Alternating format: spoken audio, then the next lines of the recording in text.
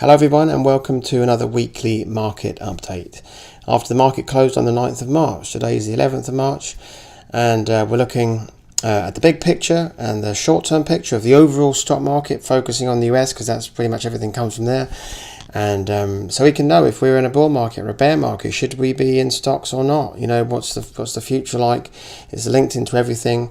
You need to know what's going on in the stock market well ahead of when the television tells you it's going on. So here's the weekly chart. Well, I'm looking at the New York Composite. This is all the stock markets indices of the US combined into one, going back, as you can see, for a few years here. And week to week action is those little zigzags up here. We've been in a bull market ever since my proprietary indicator said so in about the first week in November 2016. Despite recent volatility, it has not told us to get out yet. And the moving averages here, that's the 40-week average and the 70-week average price, pointing firmly upwards. And the recent action has barely even put a kink in it, which is why I've maintained my stance for the last several weeks now, saying this is still very much a bull market. As long as it pretty much stays above that red line in the 40-week, I'm not really bothered. And we can see now, looking at this long-term chart, there's been two attempts, or not attempts, but two tests of this 40-week line by the stock market. It bounced off twice now, and that's quite a bullish sign, which could pretty much mean that this correction is it's a healthy and overdue correction, and it could just about be over.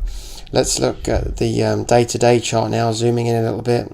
Again, same chart, New York Composite, and we can see here it's one bounce, two back. That's actually called a double bottom. It's not a brilliant one. It's the bottom right one is supposed to be more than the left one, but that's good enough. I mean, that is a double bounce here.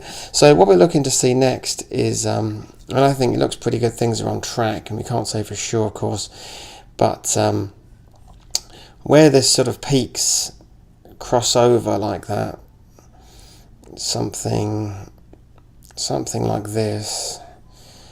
There's a kind of W pattern really. Once it gets above this, which hopefully be this week, then all should be well. In fact, if I go to the S&P 500, because what's happened is the Dow Jones is the one that's been dragging things down because of these steel tariffs. The S&P 500 is actually very healthy and back above its 50-day there, closing at the top of its range there, looking nice. So I'm going to say that the long-term trend is still up and has been up since November 2016. I haven't swayed from that all this time, and the short term though, I'm actually finally going to say that it's going up. So that's looking all looking good for both short and long term, and I will speak to you next time.